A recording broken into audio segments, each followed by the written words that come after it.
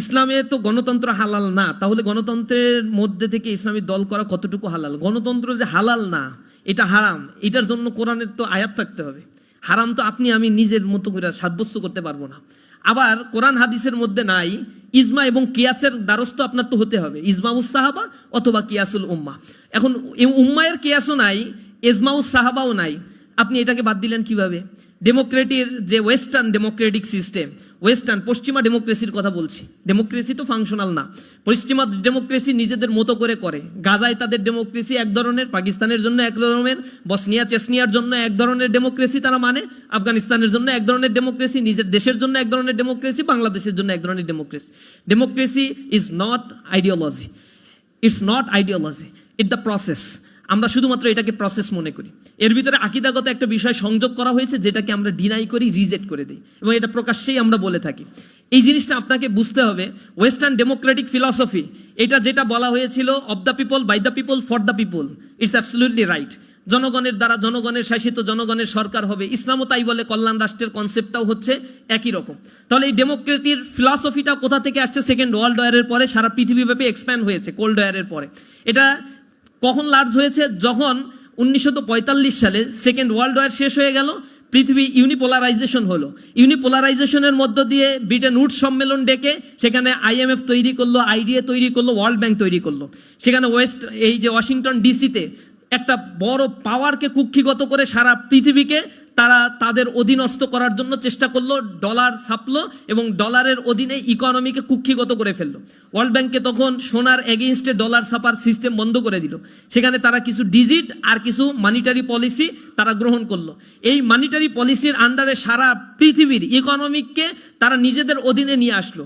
Second world ওয়ারে আমেরিকার একটা condition ছিল, পৃথিবীতে যত কলোনি আছে কলোনিগুলোকে ডিসেন্ট্রালাইজ করে দিতে হবে। কিন্তু আনফর্চুনেটলি এর মধ্যে ছিল শুভঙ্করের ফাঁকি। কলোনিকে ডিসেন্ট্রালাইজ করে দেওয়া মানেই হচ্ছে আমার দেশের, অর্থাৎ বাংলাদেশ, পাকিস্তান, শ্রীলঙ্কা, মালয়েশিয়া, মালদ্বীপ বা এই সব দেশগুলো, অথবা ইউরোপের যে দেশগুলো ডিসেন্ট্রালাইজ হয়ে যাবে, অথবা আফ্রিকার যে দেশগুলো, Morocco, Senegal, Mauritania, Ethiopia, Eritrea বা এই দেশগুলো যখন ডিসেন্ট্রালাইজ হয়ে যাবে, then it's money, lord of money. তো মানি আসবে কোথা থেকে? ইউরোপ তো দ্বিতীয় বিশ্বযুদ্ধের পরে পঙ্গু হয়ে আস। তখন আমেরিকা বলছে যে no problem, we have World Bank, we have IMF, we can suggest you how can you utilize your money, how can you make a powerful community in your territory. এখন সে এই সুন্দর স্লোগান দিয়ে dollar ছাপলো আর তাদেরকে dollar support দেওয়া শুরু করলো। পৃথিবীতে তখন ইউনিপোলারাইজেশন হয়ে গেল। এখন তারা ঘোষণা দিয়ে দিল যে পৃথিবীতে রাজত্ব করতে হবে, তাহলে আমার রাজত্বের সবচেয়ে বড় হাতিয়ার হচ্ছে অস্ত্র ছাপাই, অস্ত্র তৈরি করতে হবে, সারা পৃথিবীতে অস্ত্র বিক্রি করতে হবে। গ্যাঞ্জাম না বাদাইলে তো আর অস্ত্র বিক্রি করা যায় না। তখন কাব বিন আশরাফের উত্তরসূরি হিসেবে কার্যক্রম শুরু করে দিল তারা। বাদাও যুদ্ধ তখন বিংশ শতাব্দীতে মেসাকার করেছে সারা পৃথিবীতে। ইসলামের ইতিহাসে দেখবেন রাসূল করিম সাল্লাল্লাহু আলাইহি সাল্লাম 82টা যুদ্ধে অংশগ্রহণ করেছিল। এই 82টা যুদ্ধের কিছু বলা হয় গাজওয়া, কিছু বলা হয় সারিয়া। গাজওয়াগুলো হচ্ছে রাসূল সরাসরি যে যুদ্ধে অংশগ্রহণ করেছেন, সারিয়া হচ্ছে যে যুদ্ধে রাসূল অংশগ্রহণ করেন নাই কিন্তু অভিযান প্রেরণ করেছেন। টু সাম এক্সটেন্ট 82টা যুদ্ধে আল্লাহ রাসূল অংশগ্রহণ করেছিলেন এবং কাফের এবং মুসলমান মিলে প্লাস মাইনাস করে সেখানে 1171 জন মানুষ মারা গিয়েছিল এবং শহীদ হয়েছিল। শহীদের সংখ্যা মুসলমানদের, কাফেররা মারা গিয়েছিল। এই দুইটা যোগ করে সর্বসা করলে ইতিহাসবিদরা 1300 পর্যন্ত পায়। অথচ বিংশ শতাব্দীতে যারা সভ্যতার কথা বলে, এই সিভিলাইজেশনের কথা বলে, বিংশ শতাব্দীতে অন্তত 14টা বড় বড় হলোকাস্ট, ম্যাসাকার সংগঠিত করেছিল, যেখানে মানে ইথনিক ক্লিনজিং করেছিল, তারা গণহত্যা করেছিল। সেইখানে এই গণহত্যার উদাহরণ আপনারা জান, কম্বোডিয়ায় খেমার রোজের নেতৃত্বে কি হয়েছিল, রুয়ান্ডায় পলপটের নেতৃত্বে 30 লক্ষ মানুষকে বেয়নেট দিয়ে খুঁচিয়ে খুঁচিয়ে মারা হয়েছিল। মানুষ মারছে, গুলি করে না, যে গুলি খরচ হয়ে গেলে শেষ হয়ে যাবে অস্ত্র, এ কারণে বেয়নেট দিয়ে খোঁচায় মারো, তাতে কোনো সমস্যা নাই। এটা হচ্ছে পলপটের নেতৃত্বে রুয়ান্ডায় গণহত্যার ঘটনা। ইন্দোনেশিয়ার বার্লিতে গণহত্যা ঘটনা হয়েছিল, হলোকাস্ট হয়েছিল, first world war, second world war, cold war. এর মধ্য দিয়ে সারা পৃথিবীতে হত্যা যজ্ঞ করে কোটি কোটি বনি আদমকে পৃথিবী থেকে তারা বিদায় করেছিল। এরপরে ম্যানমেড ডিজাস্টার তো আসেই। আবার একবিংশ শতাব্দী, যেটাকে সভ্যতার যুগ বলা হয়, এই সভ্যতার যুগেও শুরু থেকে এই পর্যন্ত এত এত হত্যাযজ্ঞ তারা সংগঠিত করেছে। গাজায় আপনারা প্যালেস্টাইনের চোখের সামনে দেখতে পাচ্ছেন, ছোট্ট একটা স্টেপে 12 লক্ষ মানুষ বসবাস করে, প্রায় 1 লক্ষের কাছাকাছি মানুষকে তারা হত্যা করে ফেলছে। পৃথিবী নীরব। This is there modernization, civilization. এই সিভিলাইজেশনকে আমরা ঘৃণা করি, ঘৃণা বরে প্রত্যাখ্যান করি। তাদের চরিত্র হচ্ছে ডেমোক্রেসি, সেইখানেই তারা দিবে যেই ডেমোক্রেসিটা তাদের জন্য ফলপ্রসূ হয়।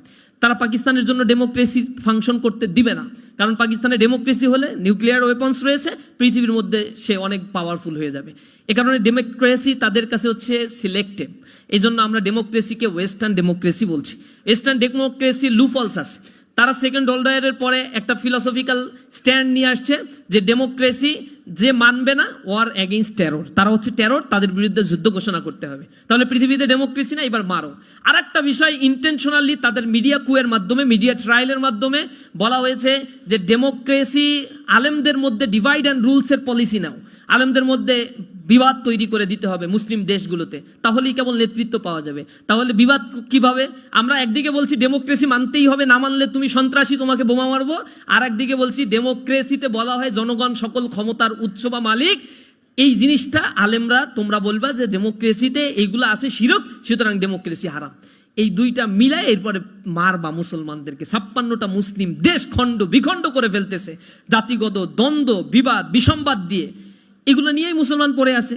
কবি নজরুল খুব আক্ষেপ করে বলেছিল যে বিশ্ব যখন এগিয়ে চলছে আমরা তখন পিছে, নারী তালাকের ফতোয়া খুঁজছি কোরআন হাদিস তো সে। নারী তালাক কোথায় হয়, কয় তালাকে এবার ঘর সংসার ভাঙবে, কোনটা আবার জোড়া দেয়া যায়, এইগুলার ফতোয়া খুঁজতে খুঁজতে আলেম ওলামাদের জীবন শেষ। অথচ আব্বাসীয় খেলাফতের সময়, খলিফা মামুনের সময়, খলিফা মুনতাসিরের সময়, খলিফা মনসুরের সময় পৃথিবীর জ্ঞান, বিজ্ঞান, দর্শন, কলা, ইতিহাস, সাহিত্য, চিকিৎসা বিজ্ঞান থেকে শুরু করে সর্বক্ষেত্রে মুসলিমরা লিড দিয়েছে। 8ম শতকের ইতিহাস আপনারা পড়ে দেখেন, সেখানে দারুল হিকমা মুসলমানরা তৈরি করেছিল। দারুল হিকমা কি বর্তমানের অক্সফোর্ড বিশ্ববিদ্যালয়ের কনসেপ্টের চাইতো ফ্লারিশ একটা কনসেপ্ট ছিল, এবং এই কনসেপ্টটাকে ধ্বংস করে দেওয়া হয়েছিল হালাকু খান, চেঙ্গিস খান যখন বাগদাদ দখল করেছিল। তারা এই দারুল হিকমাকে জ্বালিয়ে পুড়িয়ে ধ্বংস করে দেওয়া হয়েছিল। কর্ডোবা নগরী ক্রুসেডাররা ধ্বংস করে দিয়েছিল, মুসলমানদের অস্তিত্ব ধ্বংস করতে চেয়েছিল। অথচ দারুল হিকমায় যদি কেউ জ্ঞান বিজ্ঞানের চর্চা করতে যেত তাহলে তাকে এত বেশি সম্মানিত করা হতো, বর্তমান সময়ে পৃথিবীর কোথাও এত স্কলারশিপ দেওয়া হয় না। তাকে স্থাবর সম্পত্তি তো দেয়াই হতো, স্ত্রী পরিবার পরিজন নিয়ে শান্তিতে আলিশান জীবনযাপন যাতে করতে পারে এই পরিমাণে অর্থ আব্বাসীয় খেলাফতের অধীনে তাদেরকে দেয়া হতো। জ্ঞান বিজ্ঞানের চর্চায় তারা এতটাই আগুয়ান ছিল বিধায় তো পৃথিবীর নেতৃত্ব তারা দিয়েছে। কিন্তু মুসলমান যাতে এইদিকে না যেতে পারে, তখন মুসলমানদের মধ্যে সেগ্রিগেট করো, ইসলামের মধ্যে এডুকেশন সিস্টেমটাকে আলাদা করে ফেলো, ইসলামকে ডিমোরালাইজ করে ফেলো, ইসলামকে বলো this is backdated educational system. এগুলো বলে বলে ইসলাম দাড়ি টুপির ব্যাপারে একটা ট্রমাটাইজ সিচুয়েশন তৈরি করে রাখো। This is the part of conspiracy. এই কনস্পাইরেসিটা দীর্ঘদিন ধরে চলে আসছে। এর এগেইনস্টে যদি আমরা এখন দাঁড়াতে না পারি, বোধ শক্তি যদি না হয়, আর নিজেরা যদি কোনো কিছু নিয়ে এরকম মারামারি করতে থাকি, পরিবর্তন হবে না। ডেমোক্রেসি কোনো মতবাদ না, মাথায় রাখবেন। এটা মতবাদ হলে তার একটা শেপ থাকবে। জায়নিজম যে দেশে রয়েছে ইসরায়েলে, তারা পৃথিবীতে তাদেরও নির্বাচন হয়, কিন্তু তারা জায়নিজম প্রতিষ্ঠা করতে চায়, ডেমোক্রেসি না। পার্শ্ববর্তী রামরাজ্য যারা প্রতিষ্ঠা করতে চায় ভারতে, তারা ডেমোক্রেসি না রামরাজ্য প্রতিষ্ঠা করতে চায়। এখানে আছে বিধানসভা, লোকসভা, এরপরে প্রেসিডেন্সিয়াল গভর্নমেন্ট ফরমেশন আছে কোথাও কোথাও। আমেরিকার ডেমোক্রেটিক সিস্টেম আর এক রকম। পৃথিবীতে তো এক এক ধরনের সিস্টেম রয়েছে। আপনি ইরানে যান, সেখানে ইসলামিক রিভলিউশন হওয়ার পরে 1979-এর পর থেকে সেখানে একটা সিস্টেম রয়েছে, সেখানে হচ্ছে প্রেসিডেন্সিয়াল গভর্নমেন্ট সিস্টেমগুলো ফাংশনাল করে, এটাও এক ধরনের ডেমোক্রেসি। সুতরাং ডেমোক্রেসি হচ্ছে কিভাবে নেতৃত্বের পালাবদল হবে তার একটা প্রক্রিয়া। এই প্রক্রিয়া এক এক সময় এক এক ধরনের হতে পারে। যেহেতু ইসলামে নির্বাচনের কোনো সুনির্দিষ্ট পন্থা বা প্রক্রিয়া নাই, এ কারণে শিরকিয়াতের সাথে সামঞ্জস্যপূর্ণ নয় এরকম যে কোনো প্রক্রিয়ায় ক্ষমতা হস্তান্তরের বিধান রয়েছে। এ ব্যাপারে আরো বিস্তারিত আপনাদের নিয়ে একটা সেমিনার করতে পারলে ভালো হতো, কারণ এগুলো রাষ্ট্রীয় কাঠামো কিভাবে পরিচালিত হয়, ইসলামিক রাষ্ট্রের সিস্টেমগুলো কি, সেই জিনিসগুলো আমাদেরকে একটু জানলে আমরা আরো ভালোভাবে বুঝতে পারবো। পৃথিবীতে এ নিয়ে ইসলামিক স্কলাররা অলরেডি হাজার হাজার বই, লক্ষ লক্ষ বই লিখে ফেলছে। এগুলো নিয়ে ডিবেট থাকার কথা না, কিন্তু ইন্টেনশনালি এই কথাগুলো কারা বলে? এক্সট্রিমিস্ট কিছু গ্রুপ আছে যারা নিজেদের পরিচয় দেয় না, আমরা আল কায়দা, আমরা আনসার আল ইসলাম, আমরা আইএস, এই পরিচয় তারা দেয় না, শুধুমাত্র সংশয় সৃষ্টি করতে চায়। সংশয় সৃষ্টিটা হচ্ছে ডেমোক্রেসি খারাপ, এই খারাপ, সেই খারাপ, what's the solution, what's the ultimate solution. তখন তারা বলে না, তাদের কাছে সলিউশন হচ্ছে অস্ত্র নাও, যুদ্ধ করো, বিজয় অর্জন হবে। তো পৃথিবীতে সব অস্ত্র নিয়ে তো বিজয় হয় না। বাংলাদেশের এই যে গভর্নমেন্ট ফরমেশন হইলো, এক গভর্নমেন্ট বিশাল প্রতাপশালী একটা মাফিয়া বিদায় নিল, সেটা কি অস্ত্রের এগেইনস্টে অস্ত্র দিয়ে? নো, পিপলের পারসেপশনের মাধ্যমে। নেপালে পরিবর্তন হয়েছে, শ্রীলঙ্কায় পরিবর্তন হয়েছে, এগুলো তো রিসেন্ট নিকট অতীতের ইতিহাস। এরপরে যখন ইসলামিক রিভলিউশন হলো, শিয়া সুন্নির মতবাদের কথা আমি বলছি না, ইরানে তখন হয়েছিল, মানুষ নেমে গিয়েছিল, অস্ত্রের এগেইনস্টে দাঁড়িয়ে গিয়েছিল, ক্ষমতা পারসেপশন পরিবর্তন হয়েছে। সুতরাং যারা বলে অস্ত্রই একমাত্র সমাধান, তারা রাসূলের জীবনী এবং সিস্টেমগুলো আসলে ঠিকঠাক মতো ফলো করতে পারছে না। এটা আমাদের মানহাজ হচ্ছে এমন যে আমরা মানুষের কাছে ইসলামের দাওয়াত পৌঁছে দিব, whether they receive or they reject. এটা হচ্ছে তারা রিসিভ করতে পারে, রিজেক্ট করতে পারে। অধিকাংশ মানুষ রিজেক্ট করলে আমরা নাই, অধিকাংশ মানুষ আমাদের আইডিওলজি অ্যাকসেপ্ট করলে অবশ্যই সেই জীবন বিধান সে মেনে চলবে। আপনি দেখেন মক্কায় রাসূল করিম সাল্লাল্লাহু আলাইহি সাল্লাম ইসলাম কায়েম করতে পারেন নাই কেন? মক্কায় তো আবু বকর রাদিয়াল্লাহু তাআলা ছিল, ওমর রাদিয়াল্লাহু তাআলা ছিল, ওসমান ছিল, আলী রাদিয়াল্লাহু তাআলা ছিল না? এরা তো পরিবর্তিত খলিফা হয়েছে। ওমর রাদিয়াল্লাহু তাআলার সময় তো সারা পৃথিবীর অর্ধজাহান মুসলমানদের অধীনস্থ হয়েছে, এবং ওসমান রাদিয়াল্লাহু তাআলা আনহুর সময় তো বিশাল একটা খেলাফত মুসলমানরা শাসন করেছে। তাহলে এত প্রভাবশালী এক একজন ম্যানেজমেন্টের ক্যাপাসিটি সম্পন্ন শাসক কেন মক্কায় এক্সিস্ট থাকা সত্ত্বেও মক্কা থেকে আল্লাহ রাসূলকে পালিয়ে যেতে হলো? কেন সেখানে রিভোল্ট করলেন না? কেন সেখানে অস্ত্র ধরলেন না? এর মূল পারপাসটা, ফাংশনটা হচ্ছে সেখানে পিপলের পারসেপশনটা ইসলামের পক্ষে ছিল না, যার ফলে সাহাবাদেরকে হত্যা করা হয়েছিল। সুমাইয়া রাদিয়াল্লাহু তাআলা আনহা দাস, তার সন্তান, তার স্বামী ইসলাম ধর্ম গ্রহণ করেছে, দাস শ্রেণী, তাদের কোনো মূল্য ছিল না সোসাইটিতে। তারা শুধুমাত্র বলেছে লা ইলাহা ইল্লাল্লাহ। এরপরে তাদেরকে বেঁধে রাখা হয়েছে, নির্যাতন করা হচ্ছে। রাসূল নির্যাতনের খবর শুনে তাদেরকে দেখতে গেল একদিন, দেখে দূর থেকে আল্লাহ রাসূল তাকিয়ে আছে আর দাড়ি মোবারক ভিজে যাচ্ছে, টপ টপ করে চোখের পানি পড়ছে। আল্লাহ রাসূল আর কোনো কথা বলতে পারছে না। একটা পর্যায়ে বিদায় নেওয়ার সময় আল্লাহ রাসূল বলছে, ইসবির ইয়া আহলে সুমাইয়া ইন্নাল্লাহা মাআনা, হে সুমাইয়ার পরিবার ধৈর্য ধারণ করো, আল্লাহ তোমাদের সাথে আছেন। রাসূল চলে আসছেন। এরপরে সুমাইয়া রাদিয়াল্লাহু তাআলা আনহাকে বলল যে তোর এখানে যদি মুহাম্মদ সাল্লাল্লাহু আলাইহি ওয়াসাল্লামকে বেঁধে রাখি আর তোকে মুক্তি দিই, তুই কেমন লাগবে? সুমাইয়া রাদিয়াল্লাহু তাআলা আনহা শরীরের সকল শক্তি একত্রিত করে মুখ থেকে থুতুগুলো জড়ো করে ওই নরপিচাসের মুখে নিক্ষেপ করলো।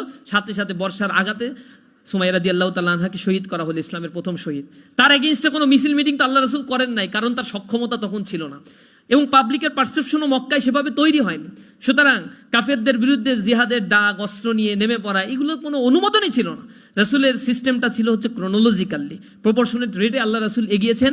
মদিনায় গিয়ে 6ষ্ঠ হিজরির পরে এরপরে রাসূল করিম সাল্লাল্লাহু আলাইহি সাল্লাম পারমিশন পেয়েছেন যুদ্ধ করার জন্য। যখন মদিনা রাষ্ট্র তৈরি হয়েছে, রাষ্ট্রের বিরুদ্ধে যুদ্ধ করবে, রাষ্ট্রের এগেইনস্টে গিয়ে পলিসি মেকিং করবে, কিন্তু আমি কার বিরুদ্ধে যুদ্ধ করব? যারা এই ডেমোক্রেসির কথা বলে তারা কোনো সলিউশন দেয় না। আলটিমেট তাদের কথাটা হচ্ছে অস্ত্র নিয়ে নামতে হবে। আমরা এই মানহাজে বিশ্বাস করি না। আমরা মনে করি দাওয়াতের মাধ্যমেই মানুষের কাছে গিয়ে ইসলামের কথাগুলো বলতে হবে, এবং তারা অ্যাকসেপ্ট করলে একটা পরিবর্তন হবে ইনশাআল্লাহ। একজন প্রশ্ন করছেন, অন্যান্য ছাত্র সংগঠনের সাথে ছাত্র শিবিরের সম্পর্ক কেমন? খুবই ভালো সম্পর্ক। সবাইকে আমরা দাওয়াত দেই সব প্রোগ্রামে। অনেকে আসে, অনেকে আসতে পারেন না পলিটিক্যাল কারণে, সবাইকে দাওয়াত দেওয়া হয়। ছাত্র শিবির সবাই তাদের হেদায়েত নিয়ে এত চিন্তিত কেন? সবাই তাদের হেদায়েত নিয়ে চিন্তিত কেন? এমন কি হতে পারে না যে শিবির হেদায়েতের পথে নেই? আপনার কি মনে কখনো প্রশ্ন এসেছে? আল্লাহ না, এটা তো আমি তো কেউ বলতে পারি না যে আমি জান্নাতে যাব। ইভেন ইসলামী ছাত্র শিবিরের সাথী সদস্য যে হয় তাদেরকেও এই গ্যারান্টি দেওয়া হয় না। আমরা বলি, কোরআন শরীফের ওই আয়াতটা পড়াই, আল্লাযী খলাকাল মাউতা ওয়াল হায়াতা লিয়াবলুয়াকুম আইয়ুকুম আহসানু আমালা। তিনি হচ্ছেন সেই সত্তা যিনি জীবন এবং মৃত্যু আর এর সন্ধিক্ষণের এই সময়টি সৃষ্টি করেছেন। এটা এ কারণেই করেছেন, আইয়ুকুম আহসানু আমালা, যেন তিনি জেনে নিতে পারেন তোমাদের মধ্যে আমলের দিক থেকে কে উত্তম। একদিন রাসূল করিম সাল্লাল্লাহু আলাইহি সাল্লাম ঘরের ভিতরে তড়িঘড়ি করে ঢুকে পড়লেন, ঢুকে তার কন্যাকে খুঁজছেন, ইয়া ফাতিমা, ইয়া ফাতিমা। ফাতিমা রাদিয়াল্লাহু তাআলা আনহা খুব হয়ে গেল, কি হয়েছে বাবা, কি হয়েছে? আল্লাহ রাসূল তাকে বসাইলো, বসো। এরপরে আল্লাহ রাসূল বলছেন, ইয়া ফাতিমা বিনতে মুহাম্মদ ইনকিজি নাফসাকি মিনান নার ফা ইন্নী লা আমলিকু লাকা যাররা ওয়ালা নাফা, ইয়া ফাতিমা বিনতে মুহাম্মদ। বলছে, মুহাম্মাদের কন্যা ফাতিমা, তুমি শোনো, নিজের আমলকে ঠিক করার চেষ্টা করো। আমি মুহাম্মদ সাল্লাল্লাহু আলাইহি সাল্লামের কন্যা হিসেবে কিয়ামতের ময়দানে তোমার এই যে আমি মাপ পাওয়াই দিব, তোমাকে নিয়ে আমি জান্নাতে চলে যাব, এরকম কোনো চিন্তা করার দরকার নাই। আমি তোমার বিন্দুমাত্র কোনো ক্ষতিও করতে পারবো না, কোনো উপকারও করতে পারবো না। এই কথা বলছেন কে? স্বয়ং আল্লাহর রাসূল বলছেন এই কথা। কাকে বলছেন? তার কলিজার টুকরা সন্তান ফাতিমা রাদিয়াল্লাহু তাআলা আনহাকে। আর আমি কোন সলিমুদ্দি কসিমুদ্দি যে ছাত্র শিবিরই একমাত্র নির্ভেজাল সংগঠন, জান্নাতি সংগঠন, জান্নাতে যাবে, এটা তো বলার কোনো সুযোগই নাই। তবে we are trying hour level best. আমরা আমাদের সর্বোচ্চটুকু দিয়ে একটা ভালো মানুষ হওয়ার জন্য চেষ্টা করি। এবং আপনাদেরকে যতটুকু আমরা বলি, আমাদের বৈঠকে আমরা আরো কঠিন কঠিন কথা বলি, সদস্যদেরকে বলি যদি ঠিকঠাক মতো চলতে না পারেন, এই সদস্য হওয়ার কারণেই কিন্তু জাহান্নামের প্রথম কাতারে আপনারাই থাকবেন। কারণ জানেন কিন্তু মানেন না, আর যে জানে আর মানে না তার শাস্তিটা আল্লাহ রাব্বুল আলামিনের কাছে সবচেয়ে ভয়ঙ্কর হবে। সুতরাং তোমরা জানো এবং মানার চেষ্টা করো। এই ব্যাপারে আমরা বারংবার মানুষদেরকে বলার চেষ্টা করি, আমার জনশক্তিদেরকে আমরা বোঝানোর চেষ্টা করি। একজন প্রশ্ন করছেন, মেডিকেল লাইফ এ এত আপস অ্যান্ড ডাউনস, ডিপ্রেশন এসব থেকে নিজেকে কিভাবে দূরে রাখবো? কেতাবের কাছে আসেন, কেতাবের কাছে আসেন, যে কেতাব আপনাকে আত্মিক প্রশান্তি দান করবেন ইনশাআল্লাহ। আর কিছু কিছু ক্ষুদ্র ক্ষুদ্র আমল করেন।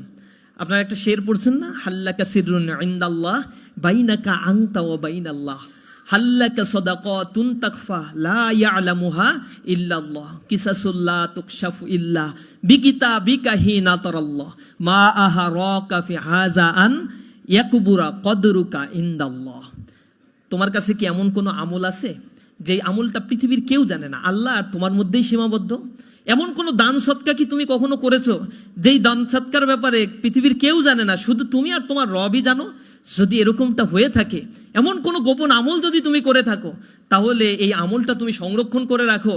কিয়ামতের ময়দানে আল্লাহ রাব্বুল আলামিন সেদিন তোমাকে সম্মানিত করবেন, ইয়াকবুরা কদরুকা ইনদাল্লাহ, আল্লাহর কাছে তোমার কদর অনেক বেশি বেড়ে যাবে। গোপনে গোপনে ভালো কাজ করার জন্য চেষ্টা করেন, মানুষের জন্য সার্ভিস দেওয়ার জন্য চেষ্টা করেন, এবং মানুষের জন্য রাসূল করিম সাল্লাল্লাহু আলাইহি ওয়াসাল্লাম বলেছেন সেবার বিনিময়ে নেতৃত্ব। যদি তুমি সার্ভিস দিতে পারো কোনো কিছু চাওয়ার বিনিময় ছাড়া, তাহলে তুমি পাবে। এবং কোরআনে বলা হয়েছে, ওয়ালা তামনুন তাস্তাকসির ওয়ালি রব্বিকা ফাসবির, তুমি কোনো কিছু বেশি পাওয়ার আশায় কোনো কিছু করবা না, আর তোমার রবের জন্য তুমি সবসময় ধৈর্য ধারণ করো। যদি এটা করো তাহলে আত্মিক প্রশান্তি পাবা। আর এটা মনে রাখো, সূরা মুজাম্মিল শেষ আয়াতের শেষ অংশে আল্লাহ রাব্বুল আলামিন বলছেন যে ওমা তুকদ্দিমু লিআনফুসিকুম মিন খাইরিন তাজিদুহু ইনদাল্লাহি হুয়া খায়রু ওয়া আযমু আজরা। তোমরা যত ভালো কাজ করো, তোমরা মনে করো এগুলা খুচরা খাসরি কাজ করে ফেলছি, এগুলা মনে হয় আমাদেরকে কোনো ভ্যালু অ্যাড করছে না। আল্লাহ বলছেন যে না, এগুলো আমি সব সংরক্ষণ করে রেখে দিই, এবং কিয়ামতের ময়দানে এর ডাবল ডাবল প্রতিদান তোমাদেরকে দেয়া হবে। এ কারণে যদি ডিপ্রেশন থেকে বাঁচতে চান, সেলফ সেন্ট্রিজম বাদ দেন, নিজে মানুষের জন্য কিছু করেন, দুনিয়াতে কখনো সার্ভাইভ করতে পারবেন না। এই পৃথিবী আপনাকে কখনোই গ্রহণ করে রাখবে না। একজন মৃত মানুষ আর একজন জীবিত মানুষের মধ্যে তফাৎ হচ্ছে ওর সময় শেষ, আপনার সময় এটা আসতে হাতে আসে। এবং আল্লাহ আপনাকে সৃষ্টি করেছে, আল্লাহ যে খলাক, তিনি আপনাকে সৃষ্টি করেছেন। এরপরে হচ্ছে আপনার কদর, ভাগ্যটাও আল্লাহ রাব্বুল আলামিন লিপিবদ্ধ করেছেন, খলাকাহু ফাকদ্দারাহু তাকদীরা। এক ন্যানো সেকেন্ড আল্লাহ দেরি করেন নাই, সাথে সাথে কতদিন বাঁচবেন, কতদিন কখন মারা যাবেন, কোথায় মারা যাবেন, সবকিছু ইন ডিটেইলস আপনার রিটেন করে দেয়া হয়েছে। সুতরাং দুনিয়ার জীবন হচ্ছে খুবই ক্ষণস্থায়ী। বাল তুসিরুনাল হায়াতাদ দুনিয়া, আল্লাহ বলছেন দুনিয়ার জিন্দেগি হচ্ছে খুবই সামান্য। ওয়াল আখিরাতু খায়রু ওয়া আবাকা, আখিরাতের জিন্দেগি হচ্ছে সর্বোত্তম এবং চিরস্থায়ী। কিন্তু মানুষ তো এই দুনিয়া পাওয়ার জন্য বেশি বেশি লাফালাফি করে। আল্লাহ রাব্বুল আলামিন বলছেন তোমরাই বরং দুনিয়া পাওয়ার জন্য সবচেয়ে বেশি চেষ্টা করো। আল্লাহর কাছে এই দুনিয়ার মূল্য যদি একটা মশার ডানার পরিমাণ হতো, তাহলে পৃথিবী থেকে কোনো নাফরমানকে আল্লাহ রাব্বুল আলামিন 1 ইঞ্চি পানিও পান করতে দিতেন না। কিন্তু আমাদের কাছে দুনিয়ার মর্যাদাটা কি? কারণ আমরা পৃথিবীতে আসছি আর মনে করি ইট, ড্রিঙ্ক অ্যান্ড রিম্যারি। এই দুনিয়াতে আসছি শুধুমাত্র খাই দাই ফুর্তি করার জন্য। পৃথিবীতে কয়দিন বাঁচবো এটা তো আমরা জানি না। এই জন্য পৃথিবী আমাদেরকে আসলে কি দিল না দিল, ইচ্ছা মতো খাও দাও ফুর্তি করো, এই চিন্তা নিয়ে আমরা বসবাস করি। কিন্তু আস্তিক মানুষ যারা, তারা আখিরাতের কথায় বিশ্বাস করে। প্রিয় বন্ধুরা, আপনারা বিশ্বাস করেন? কোরআন শরীফ যখন আপনি পড়বেন, দিস ইজ দ্য গাইডেন্স বুক, এবং এই গাইডেন্স বুকটা আল্লাহ রাব্বুল আলামিন বলে নাই যে এটা শিবিরের জন্য নাজিল করা হয়েছে, এটা মানুষের জন্য নাজিল করা হয়েছে, এরকম বলা হয়নি। আল্লাহ বলছেন হুদাল্লিন নাস ওয়া বাইয়িনাতিম মিনাল হুদা ওয়াল ফুরকান। এটা হচ্ছে হুদাল্লিন নাস, মানুষের জন্য, এটা হেদায়েতের গ্রন্থ মানুষের জন্য। হিন্দু, বৌদ্ধ, খ্রিস্টান, হোয়াট এভার ইউ হ্যাভ, সাদা কালো লম্বা খাটো সবকিছু মানুষের জন্য এই কোরআনকে নাজিল করা হয়েছে। এবং বলা হয়েছে এটা হচ্ছে বাইয়িনাতুম মিনাল হুদা, এখানে তোমার রাস্তা বর্ণনা করা হয়েছে। হুদা মানে হচ্ছে রাস্তা, কোন রাস্তায় তুমি চলবা এটা আল্লাহ রাব্বুল আলামিন বর্ণনা করে দিয়েছেন। সুতরাং তুমি যদি এই গাইডেন্সটা না পড়ে তুমি যেতে চাও ঢাকা থেকে রাজশাহী, আর গাইডেন্স না পড়ে ফলো না করে তুমি উঠে গেলা মানে চাঁদপুরের একটা গাড়িতে, এরপরে তুমি ওজিফা তেলাওয়াত করতে থাকলা, আল্লাহ আমার রাজশাহী পৌঁছায় দাও, রাজশাহী পৌঁছায় দাও, আল্লাহ দায় থাকে নাই তোমার এরকম হেয়ালিপনার কারণে তোমাকে ওইখান থেকে ফেরেশতা নাজিল করে রাজশাহী পাঠিয়ে দিবে। সাহাবা আজমাইনদের মধ্যে রাসূলকে প্রশ্ন করছে যে আল্লাহ রাসূল, আমরা কি একটা উট বাইদা তারপর আল্লাহর কাছে দোয়া করব, নাকি উট ছেড়ে দিয়ে দোয়া করব? আল্লাহ রাসূল বলছে উট আগে বাঁধতে হবে, এরপরে দোয়া করবো। বাঁধবা না আর আল্লাহর কাছে বলবো আল্লাহ হেফাজত করো। আল্লাহ ইলজিক্যাল কোনো কাজ করে দেন না। আল্লাহ রাব্বুল আলামিন রেশনাল এবং লজিক্যাল কাজ করেন। সুতরাং এই রেশনাল এবং লজিক্যাল জায়গাগুলোতে আমাদেরকে আরো বেশি লজিক্যাল হওয়া উচিত। কোরআন হচ্ছে আপনাদের জন্য একটা গাইডেন্স বুক, কিন্তু জীবনের শেষ মুহূর্তে এসে অনেক মানুষ আছে কোরআনের একটা আয়াতও ঠিক মতো পড়তে পারে না। এই গাইডেন্স বুকের মধ্যে ইন ডিটেইলস আপনার সবকিছু বলা হয়েছে। সূরা জারিয়া 15 নম্বর আয়াতের মধ্যে আল্লাহ রাব্বুল আলামিন বলছেন 18 নম্বর আয়াতে যে তোমাদের কাছে এমন একটি কিতাব আমি নাজিল করেছি যেখানে তোমাদের কথাই আছে। তোমাদের কথাই আছে এর মানে হচ্ছে আপনি আমি সবার কথাই কোরআন শরীফের মধ্যে আছে। তাহলে এখন খুঁজতে হবে আমার লাইফস্টাইল যেমন, আমার অবস্থান কোথায়। কোরআন শরীফে তো এটা স্পষ্টভাবে বলে দেওয়া হয়েছে, আমার ভাগ্যের কথা বলে দেওয়া হয়েছে। সুতরাং আমি আমার রাস্তাগুলোকে আইডেন্টিফাই করার জন্য কোরআনের কাছে যাব, আমাদের ধর্মকে আমরা মানার চেষ্টা করব। ধর্ম মানুষকে কখনোই নষ্ট হতে দেয় না, ধর্ম মানুষকে ইথিক্যাল মানুষ বানায়। একজন সায়েন্টিস্ট বলছিল যে ওই কুসংস্কারে বিশ্বাস করতো, গরুর দাঁত টাঙায় রাখছে। এখন আরেকজন বলছে যে বন্ধু তুই গরুর দাঁত টাঙায় রাখছিস কেন? তখন সে বলছে যে তুই তো ধর্মে কর্মে বিশ্বাস করিস, এগুলো না করলে কি হয়? আরে তুই সায়েন্সের ছাত্র, এগুলো দিয়ে এগুলো বিশ্বাস করার কি দরকার? তখন সে বন্ধু বলছে, বন্ধু শোন, যদি এমন হয় যে আল্লাহ বলতে কিছু নাই, পরকাল বলতে কিছু নাই, কিন্তু আমি ধর্ম পালন করি, তাহলে তো না থাকলে তো তুইও বেঁচে গেলি, আমিও বেঁচে গেলাম। আর যদি এমন হয় যে কিছু একটা আছে, তাহলে কিন্তু বন্ধু তুই ধরা খেয়ে গেলি, আমি কিন্তু বেঁচে গেলাম। আসলে এই বিষয়টা এরকমই, কোরআনে পড়বেন, লজিক্যাল বিষয়গুলো একটু বোঝার চেষ্টা করবেন। আমি সর্বোপরি আপনাদের কাছে এতটুকু নিবেদন করব, সূরা মুমিনুন আপনারা 12, 13, 14 নম্বর আয়াত পড়বেন, সূরা আলাক পড়বেন। এরপরে আল্লাহ রাব্বুল আলামিন এইগুলো সূরা মুলকের মধ্যে আপনাদের মেডিকেল সায়েন্সের অনেক কথাগুলো আল্লাহ রাব্বুল আলামিন বর্ণনা করেছে। আল্লাহ মানুষের জীবনচক্র নিয়ে, অ্যানাটমি পড়েন না আপনারা? এরপরে আবার ফার্স্ট ইয়ারে কি বলে মাইক্রোবায়োলজি, এগুলো তো পড়া হয়। মানুষের জীবনের গঠন সম্বন্ধে অনেক বিষয়গুলো আপনাদেরকে জানানো হয়। কোরআন শরীফের ভিতরে আল্লাহ 1500 বছর আগে যখন এই আয়াত নাজিল করেছিল, তখন সায়েন্সের এত উৎকর্ষতা সাধন হয় নাই, এত থিওরি কোনো কিছুই আবিষ্কার হয় নাই। কিন্তু আল্লাহ রাব্বুল আলামিন কোরআন শরীফের ভিতরে সূরা মুমিনুনের 12, 13, 14 নম্বর আয়াতের ভিতরে জীবনচক্র বর্ণনা করেছেন। ওয়ালাকাদ খালাকনাল ইনসানা মিন সুলালাতিন মিন তিন সুম্মা জাআলনাহু নুতফাতান ফি করারিম মাকিন। আল্লাহ বলছেন যে আমি মানুষকে একটা শুক্র রক্তবিন্দু সংরক্ষিত জায়গায় প্রতিস্থাপন করে দিয়েছি। এরপরে এটাকে একটা শক্ত মাংসপিণ্ডে পরিণত করেছি, মাংসপিণ্ডটাকে হাড়ে পরিণত করেছি। ফাকিসাউনাল ইজামা লাহমা, এই হাড়টাকে আবার মাংস দিয়ে ঢেকে দিয়েছি। এরপরে তাকে আমি আকৃতি দিয়েছি। সুম্মা আনশানাহু খালকান আখর ফাতাবারাকাল্লাহু আহসানুল খালিকিন। এত চমৎকার ভাবে আমি সুষমা মণ্ডিত করে যে দেহকে পরিগঠন করে দিলাম, তুমি এইটার দিকে একটু তাকাও, তাহলেই তুমি বুঝতে পারবা। তুমি একটা শস্য দানার দিকে তাকাও। মারুফ আর রুসাফি আল্লাহ নামক একটা কবিতা লিখে তিনি বলেছিলেন, উনজুর লিতিলকা শাজারাতি জাতাল গুসুনিন নাজরাত। তুমি একটা বৃক্ষের দিকে তাকাও, কিভাবে এটা একটা শস্য থেকে পরিপুষ্ট একটা বৃক্ষে পরিণত হলো। কাইফা নামাত মিন হাব্বাত ও কাইফা সরাত শাজারাত, কিভাবে সে তার ডালপালাকে বিস্তৃত করলো, কিভাবে একটা কাণ্ডে পরিণত হয়ে গেল। তুমি এইটাকে একটু এদিকে একটু তাকাও। এরপরে তিনি বলছেন এটা আল্লাহ ছাড়া তো আর কেউ কিছু করে না। তুমি একটা বীজ বপন করে তো তুমি হাওয়া, তোমার কোনো খোঁজ নাই, কিন্তু এটাতে পত্র পল্লবে সুশোভিত করে দেন যে রব, তিনি হচ্ছেন জালিকুমুল্লাহু রব্বুকুম লা ইলাহা ইল্লা হুয়া ফা'বুদু। এই হচ্ছে তোমার রব, তিনি ছাড়া আর কোনো মালিক নাই, তার ইবাদত তুমি করো। আমরা আশা করি যদি আপনারা আপনাদের রবকে চিনতে পারেন, মেডিকেল লাইফে আসছেন, চোখের সামনে আল্লাহর অনবদ্য সৃষ্টি নিয়ে আপনারা কাজ করবেন। এবং মেডিকেল সায়েন্সের স্টুডেন্টদেরকে আমরা দেখেছি আল্লাহ রাব্বুল আলামিনের প্রতি তাদের আস্থা বিশ্বাস অনেক বেশি জন্মে। সুতরাং টাকা তৈরির মেশিন না হয়ে সমাজে সার্ভিস দেওয়ার জন্য একটা মানসিকতা তৈরি করেন। এই সোসাইটির প্রতি আপনার লায়াবিলিটি রয়েছে, দায়বদ্ধতা রয়েছে। মানুষ আপনাদের ট্যাক্সের টাকা দেয়, সেই ট্যাক্সের টাকা দিয়ে আপনাদের দেয় না, সরকারকে দেয়। সরকার এইগুলো ডিসেন্ট্রালাইজ করে এই কলেজগুলো পরিচালনা করে। বা আপনাদের ওয়ার্কিং মানে আপনারা কাজ করবেন, চাকরি করবেন, সেখানে আপনাদের বেতন হবে। সুতরাং প্রতিটা মানুষের প্রতি দায়বদ্ধতা থেকে আমরা আমাদের জীবনকে যেন গড়ে তুলতে পারি। আপনাদের একটি চমৎকার জীবনের এই যাত্রাপথে ইসলামী ছাত্র শিবির আপনাদের জন্য প্রাণ ঢালা দোয়া করে, অভিনন্দন জানায়। আমরা সবাই মিলে একটি সমৃদ্ধের বাংলাদেশ গড়ে তুলব। এই দেশটাকে পৃথিবীর সামনে মাথা উঁচু করে দাঁড়াতে গেলে এ দেশের যুব শ্রেণীকে, যুব শক্তিকে গড়ে উঠতে হবে, সুসংগঠিত হতে হবে। এবং আমরা পারবো ইনশাল্লাহ। আমরা এই বাংলাদেশের চিত্র পরিবর্তন করে সারা পৃথিবীর দরবারে এটাকে উচ্চ মর্যাদা সম্পন্ন মানবিক একটি দেশ হিসেবে গড়ে তোলার আহ্বান জানিয়ে আমার কথা শেষ করছি। হাজা মা ইনদি ওয়া ইলমু ইনদাল্লাহ আলাইহি তাওয়াক্কালতু ওয়া ইলাইহি উনীব। আসসালামু আলাইকুম ওয়া রাহমাতুল্লাহ।